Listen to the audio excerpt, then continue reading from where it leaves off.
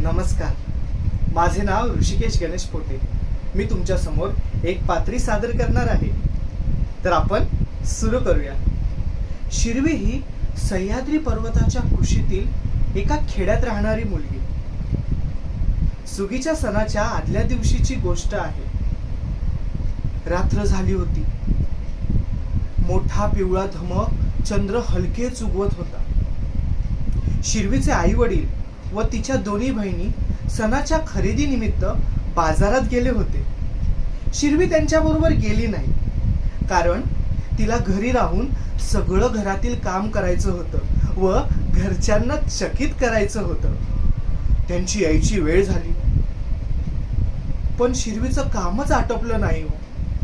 ती मनात काहीतरी पुटपुटत होती व बिचारी दमून बसली. अचानक cook cook cook cook cook cook cook असा विचित्र पक्ष्यांचा तिला आवाज आला. अंजिराच्या झाडावर बसलेलं वटवाघूळ दचकून उडालं. आकाशातून एक उल्का खाली पडली.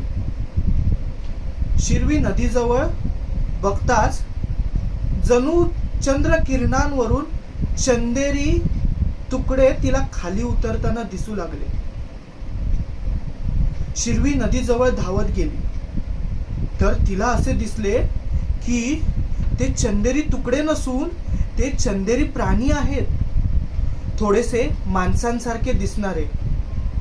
शिरवी आणखीन पुढे गेली, तर त्या चंदेरी प्राण्यांमध्ये पळापळ सुरू झाली, गडबड सुरू झाली, गोंधळ उडाला.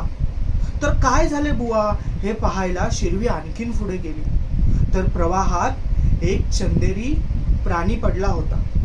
नाही, प्रवाहात म्हणजे नदीच्या प्रवाहात एक चंदेरी प्राणी पडला होता व तो वाहत वाहत जात होता. शिरवीनं अचानक झाडाचं बारीक व लांब लाकूड काढलं व त्या प्रवाहाच्या दिशेने फेकलं व ती बोलली, "पकड मित्रा, हे लाकूड पकड व वरती ये." त्या चिमुकल्याने, त्या छोट्या चंदेरी जीवाने ते लाकूड पकडले व तो प्रवाहाच्या दिशेने, विरुद्ध दिशेने बाहेर आला. त्याने शिरवीचे आभार मानले. गोष्ट इथेच संपली.